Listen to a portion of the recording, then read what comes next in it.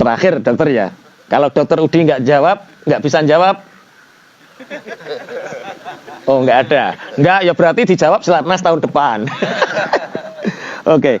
Kita harus merdeka. Wa tusarrifu hasba zu'ama ya nufusul kubara bal khuliqa liya'mala munfaridan wa mujtami'an bi muqtada sunnati al-ilahiyati al-amati wa hiya al-hurriyah. Bahwa sesungguhnya kita tidak boleh menjadi bola yang ditendang ke sana kemari sesuka hati, dibuat permainan oleh tangan-tangan penguasa, dipermainkan menurut kemauan dan kesenangan hati para pembesar tanpa meminta, tanpa melihat ridho Allah atau tidak. Tetapi manusia diciptakan oleh Allah Subhanahu wa taala agar dia beramal baik, bekerja individu secara individu atau secara berjamaah sesuai hukum-hukum Allah yang berlaku, yakni kebenaran dan atas dasar kemerdekaan. Jadi orang merdeka itu bebas. Maksudnya bebas, kalau Allah ridho, dia tidak akan pernah malu. Saya contohkan. Saya itu pernah pulang dari pesantren. Saat itu bensin itu harganya kalau nggak salah 4.500. Jarak antara pom bensin terdekat dengan rumah saya itu 5 kilo. 5 kilo. Uang saya 750 rupiah. Saat itu masih ada di kantong 750 ribu rupiah. Dan saya tahu bensin saya habis. Kira-kira coro sampean. 750, 1 liter 4.500 saat itu. Mampir pom tuku 750. Atau hanya karena tidak punya rasa kuriah. Lah, timbang aku isin dilokke wong aluk mlaku. Cara sampean piye? Nek cara kula langsung pom beli bensin berapa Pak? 750 rupiah. Lah wonge sing ngedol ya kemekelen Pak. Guyu ae. Tak tanya kenapa Pak tertawa? Seumur hidup saya jadi tukang pelayan pom bensin, baru ini ada yang beli 750.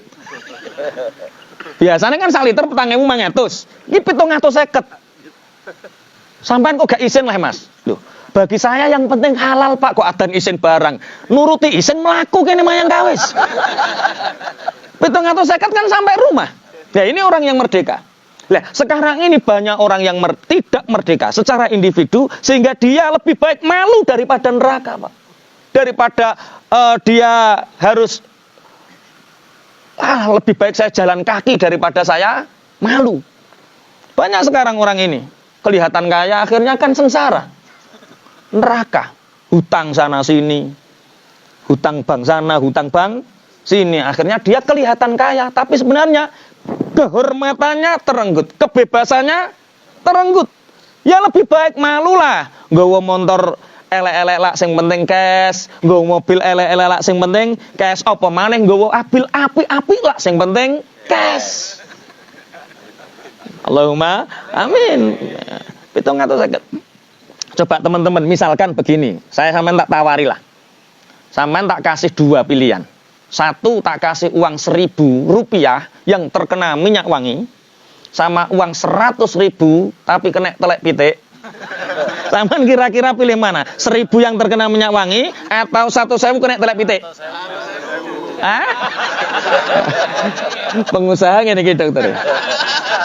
1.000 najan kena telek pitik nilainya tetap besar.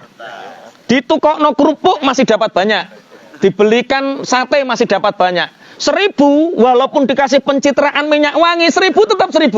Sate 1 tusuk saja nggak kena. Sate 1 tusuk saja nggak dapat. Ya, orang baik, orang bener, iku najan diingkel-ingkel tetap baik, tetap bener. Orang baik walaupun difitnah, walaupun diinjak-injak, dia tetap baik. Tidak akan pernah mengurangi kebaikan dan kebenarannya sedikit pun. Makanya kalau jenengan kok difitnah walaupun Anda tidak pernah melakukannya, biasa. 1.000 telek pitik yang ini. Biasa. Kebenaran tetap benar, baik tetap baik. Fitnah nggak akan mengurangi, cemoohan nggak akan pernah mengurangi. Makanya orang-orang alim itu biasa, ikhlas Pak. Apa yang dilakukan ikhlas. Berbuat baik ya dipaitu, berbuat buruk ya dipaitu. Ya wis biasa, berbuat baik saja. Ya, nanti kalau temen, makanya lihat WA-nya Pak Tri statusnya apa? Persetan dengan manusia. Wah, itu keren itu. Keren sekali itu. Ada orang mengatakan persetan dengan manusia. ciri khas manusia yang sudah merdeka secara individu. Tapi jarang orang yang berani memakai status itu. Itu apa? Sombong temen orang seperti itu. Yang sombong itu kamu, belum tahu apa-apa sudah darani sombong. Enggak, persetan dengan manusia. Masih Pak Tris ya status itu ya? Ya, persetan dengan manusia. Ya, itu kemerdekaan secara individual. Kalau dalam makalah-makalah dalam kitab-kitab itu namanya apa? Hurriyah. Hurriyah al-infiradiyah atau hurriyah secara individu. Ya, orang itu harus bisa mandiri seperti itu, merdeka seperti itu agar kita bahagia. Orang yang tidak hurriyah, tidak merdeka secara individu, hidupnya sulit, terkekang. Terkekang perkataan orang lain, terkekang dengan prasangka orang lain, terkekang dengan hoak-hoak itu. Makanya ngapunten, saya itu pernah. Namanya latihan jadi kiai, dulu masih latihan. Setelah latihan kan persamaan. Hampir itu beneran jadi kiai, Pak. Awal-awal latihan jadi kiai itu Masya Allah, orang satu kampung itu Masya Allah, istilah takjub lah, seneng sama saya itu, seneng. Terus tambah ke sini, ruang lingkupnya sudah kecamatan, sudah kabupaten, banyak berita bergulir ke sana ke sini, bergulir ke sana ke sini. Ketika itu istri saya ketika malam hari itu ngomong, "Bi, man ketoke kok susah. Biasanya nderes semangat kok gak patek nderes." Oh nopo, saya cerita seperti ini. Ini perkataan istri saya, bukan saya. Kalau Abi itu banyak dicintai orang, itu tandanya Abi adalah seorang pemimpin. Jadi kalau panjenengan dicintai banyak orang, itu tandanya Anda menjadi seorang pemimpin. Kalau Anda banyak dibenci orang dan dicintai orang, berarti Abi itu tandanya pemimpin yang besar. Hanya pemimpin yang besar yang banyak dicintai dan banyak dibenci. Wow. Terus turutan Pak Tris. Nah, ternyata Pak Tris juga sama. Mungkin persetan dengan manusia itu yaitu maksudnya.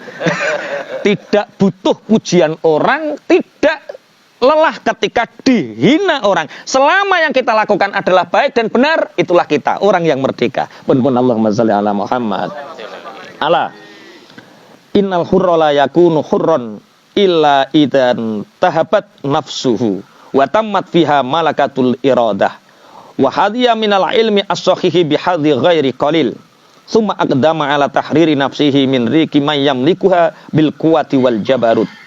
Ini ingat, seseorang itu belum bisa dianggap merdeka kecuali jiwanya telah mendapatkan pendidikan sempurna yang tumbuh dalam hatinya kemauan keras untuk memiliki ilmu.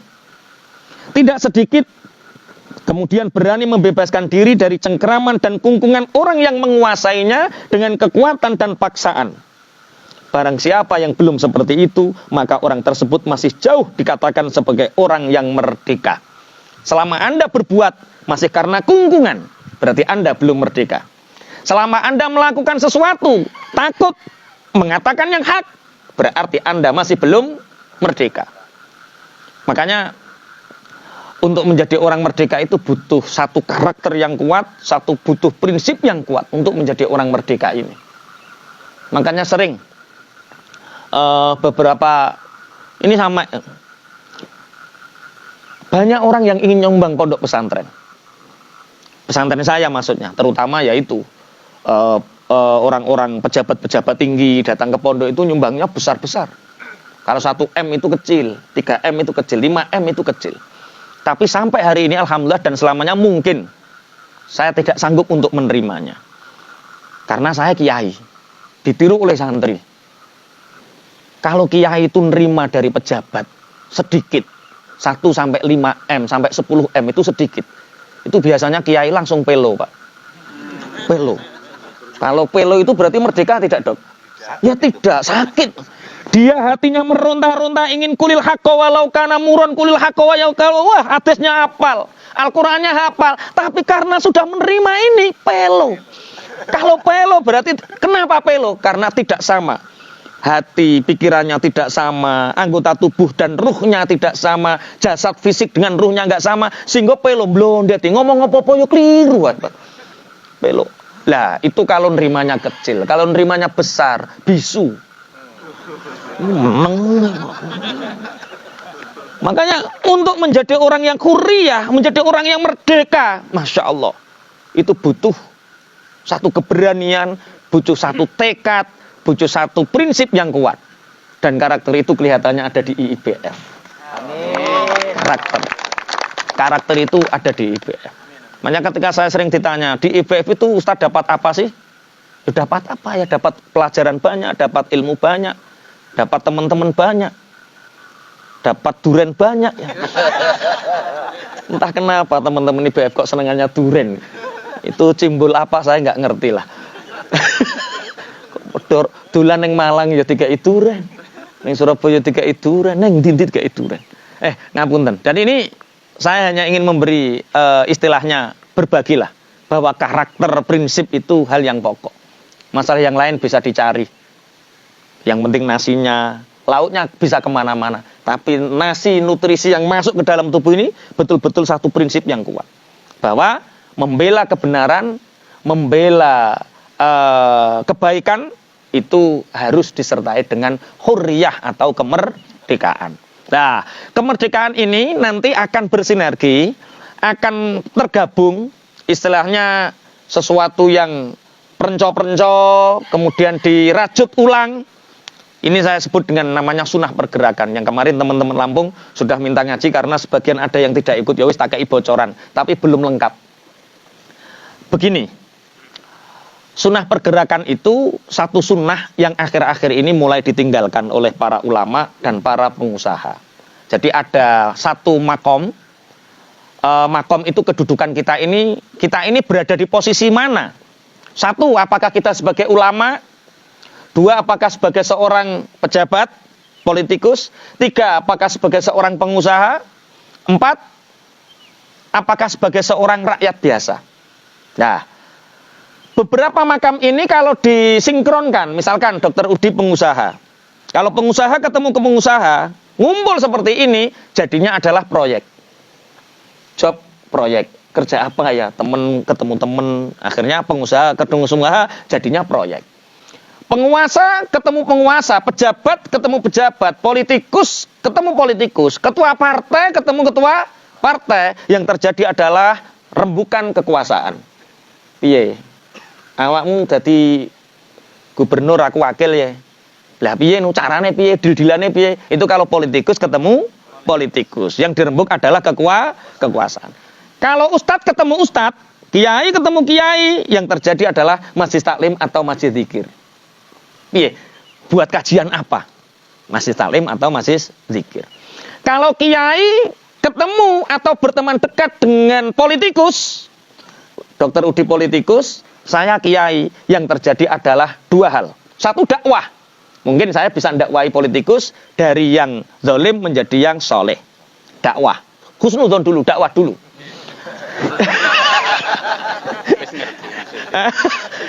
Kalau tidak dakwah, berarti ada yang kedua. Ada kiai dekat sama politikus, kalau nggak dakwah, yang terjadi berarti legitimasi.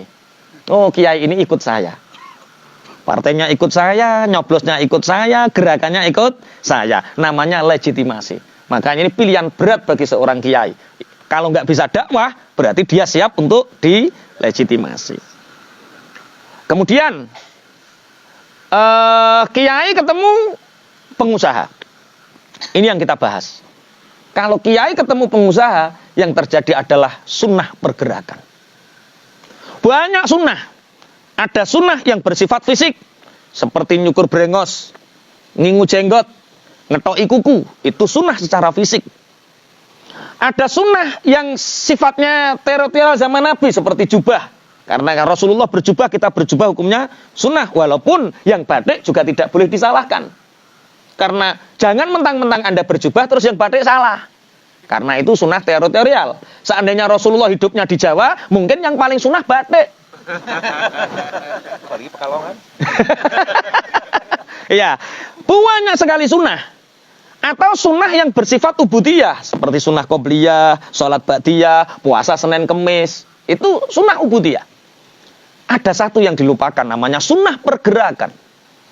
Di mana Rasulullah menjadi Rasul, di awal-awalnya yang mendampingi adalah Sayyidah Khadijah. Siapa beliau? Saudagar. Setelah Sayyidah Khadijah. Siapa yang mendampingi beliau? Abu Bakar. Awaluman amana bihi minar rijal. Orang yang pertama kali iman di antara kaum laki-laki adalah Abu Bakar. Siapa Abu Bakar? Saudagar. Pengusaha. Abu Bakar ngajak siapa? Utsman bin Affan. Siapa beliau? Saudagar. Utsman bin Affan punya teman namanya Abdurrahman bin Auf. Siapa beliau? Saudagar. Ternyata Rasulullah ini untuk mewujudkan visi besarnya. Contoh seperti berapa banyak peperangan yang para saudagar terlibat. Saya 100 untanya ya Rasulullah, saya biaya ini. Siapa? Saudagar. Bilal saat itu di belakang, Pak. Bilal nggak ditaruh di depan karena apa? Ya Bilal dijak rembukan perang piye nek ngejak. Gak kikir-kikir tok ngene. Ki piye iki? Nyumbang opo aku? Ora ini saya disumbang. Makanya beliau menyumbangkan tenaga, menyumbangkan pemikiran. Tapi untuk visi misi ke depan, siapa yang mewujudkan mimpi Rasulullah? Pengusaha. Lah kita ini banyak ulama. Kita ini banyak kiai yang punya visi misi besar. Tapi karena pengusahanya merem, sehingga kiai ini menjadi legitimasi para penguasa. Berarti yang kue nyebar hoax yang sekarang, oh kiai sekarang ini Masya Allah banyak ulama su. Jangan salahkan ulama su'nya, mereka belajar dari kecil. Cuma pengusahanya matanya merem. Mereka nggak melakukan yang namanya apa? Sunnah pergerakan. Kalau sunnah pergerakan ini dilakukan, kiai enak. Dia bisa kuliah. Dia bisa merdeka secara keilmuannya, secara keindividuannya, secara politiknya. Karena tidak dilegitimasi orang-orang yang punya kepentingan. Terus berarti sing salah kiai ini apa pengusahane? Ya loro karo kok. Wong penak men pengusaha tok ya ora enak ya. Loro karone ya salah. Nggih. Dalam mboten mantun nyalahke. Oh, iya bener ini. Nyalahke kualat ya. Makanya tak kritik kemarin ada teman-teman ngapunten Pak ya kula niki ngeten niku wedi kualat. Tak ada satu hadis pun ayat Al-Qur'an. Wong Nabi ora tau ngualatno umate. Carikan satu hadis sing Kanjeng Nabi ngualatno umate. Kowe nek gak nurut aku kualat kowe. Enggak ada, Pak. Rasulullah selalu mendoakan ummati. Bahkan ada satu hadis, tapi mungkin hadis ini tidak terlalu sahih. Hadis ini sifatnya dhaif, tapi sampai hari ini pun banyak dijadikan pijakan oleh banyak ulama, yaitu ketika malaikat Jibril turun mengabarkan kepada Rasulullah, ya Rasulullah, neraka telah dikobarkan. Rasulullah bertanya, apa itu neraka? Karena ini belum Mi'raj, belum terjadi peristiwa Isra Mi'raj. Apa itu neraka Jibril? Malaikat Jibril menerangkan, neraka itu seperti ini. Intinya, neraka itu ada 7 lapis, ya Rasulullah.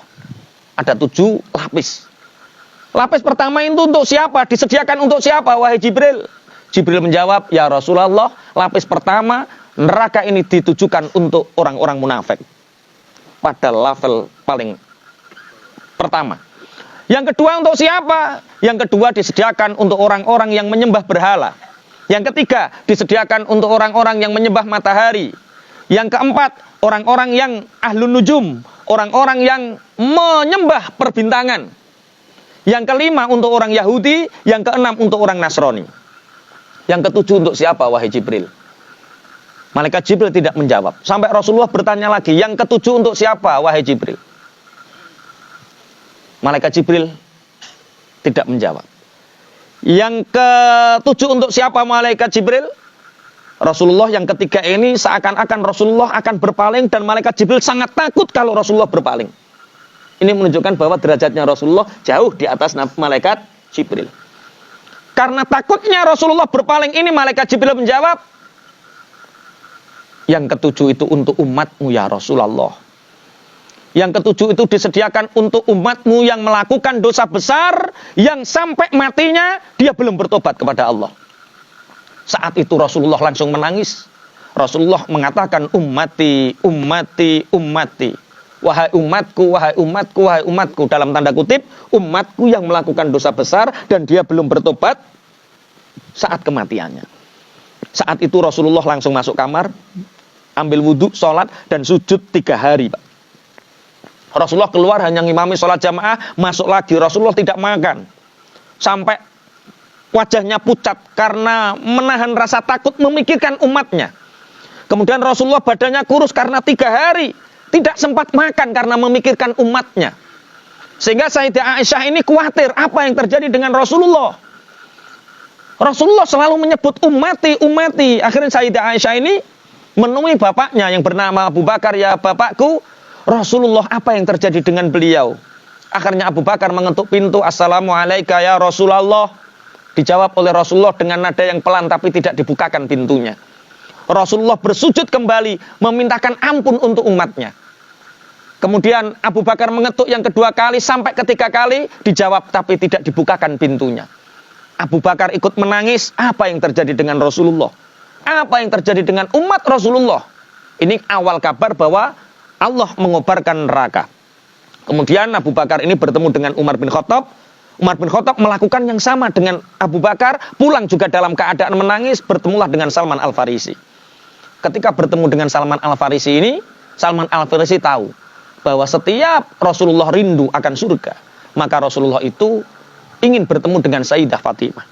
Akhirnya Sayyidah Fatimah ini, putri beliau yang tercinta, ini diberitahu bahwa Rasulullah sudah bersujud 3 hari, sudah tidak makan 3 hari, wajahnya pucat, badannya kurus. Beliau sedang memikirkan umatnya, tolong jedakan itu untuk Rasulullah. Akhirnya Sayyidah Fatimah mengetuk pintu. Assalamualaikum ya Rasulullah. Mendengar suara Fatimah yang tercinta ini, akhirnya Rasulullah membukakan pintu dan merangkul Fatimah dengan kencang dan menyebut ummati, ummati, ummati. Ini yang dipikirkan Rasulullah adalah umatnya yang melakukan dosa besar yang sebelum tobat mereka sudah mati. Dipikirkan oleh Rasulullah. Bagaimana dengan orang-orang yang insya Allah kesehariannya tidak pernah melakukan dosa besar. Semoga syafaat Rasulullah senantiasa kita rasakan di hari kiamat nanti. Allahumma amin. Sunnah pergerakan.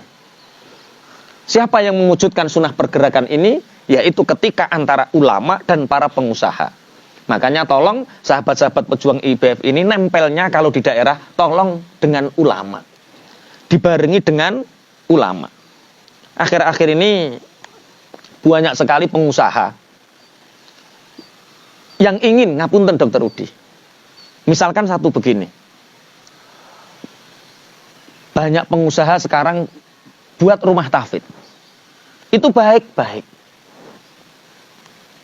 Tapi seakan-akan hari ini hafizul Quran, hamil Quran ini jadi industri para pengusaha.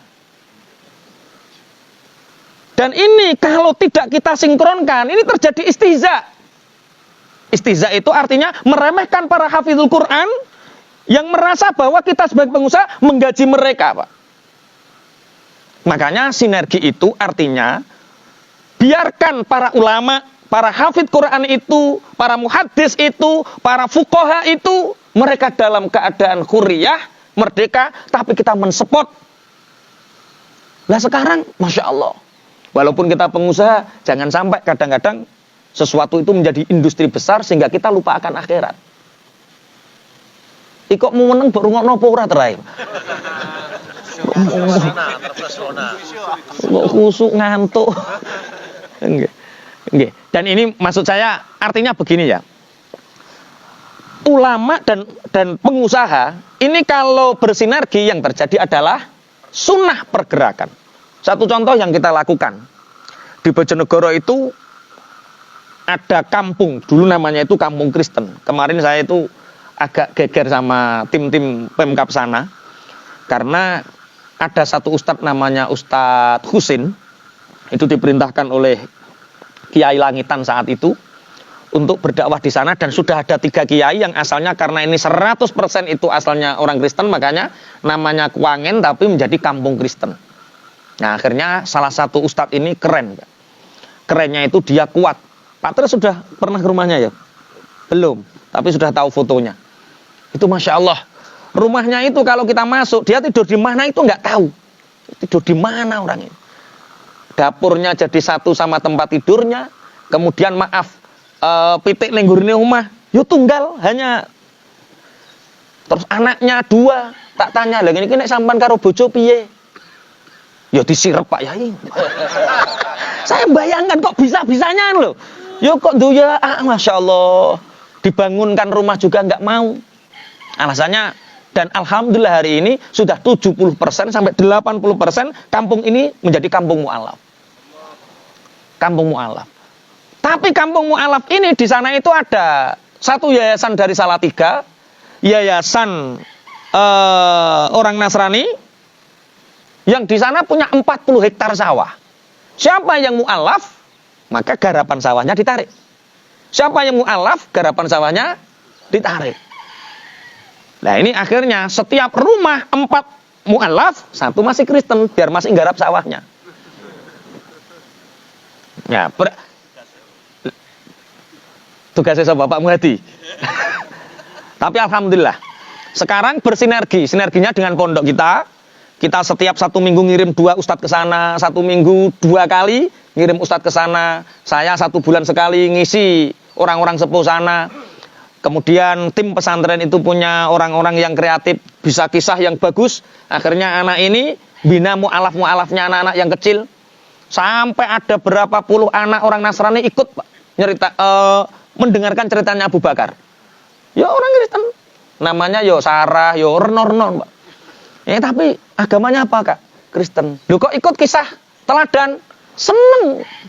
Nah, biarkan mereka seneng dulu, nanti hidayah belakangan. Kita biarkan, alhamdulillah kemarin karena sudah tenar, viral, kampung mu'alaf, itu akhirnya kita dipanggil sama lurah, kita dipanggil sama tim Pemkab.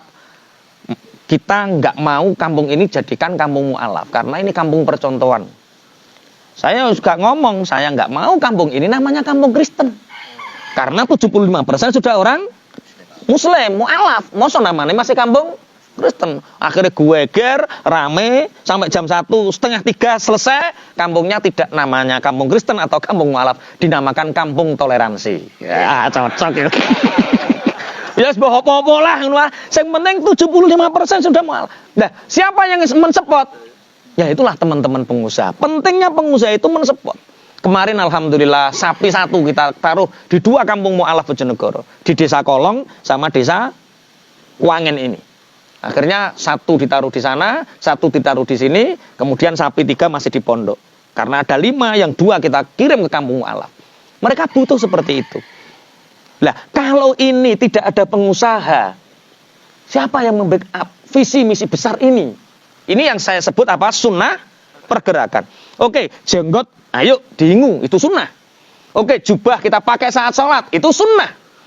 Senin Kemis kita kerjakan, itu sunnah. Tapi jangan lupa ada satu sunnah yang mulia, yaitu sunnah pergerakan. Di mana para pengusaha nempelnya sama ulama, sama kiai. Itu Dr. Rudi mungkin bisa dilanjutkan, tanya jawab, sharing-sharing, guyon-guyon juga apa-apa lah. Happy itu penting, guyon itu penting. Dalam syariat itu happy, guyon itu penting. Makanya Rasulullah itu sering dawuhno, yadkhulu ilaihim dhahikan wa yakhruju minhum dhahikan. Keluarga bahagia itu ya keluarga yang sering guyon. Laki-laki ketemu perempuan, maksudnya suami ketemu istri, guyon. Istri ketemu suami, guyon.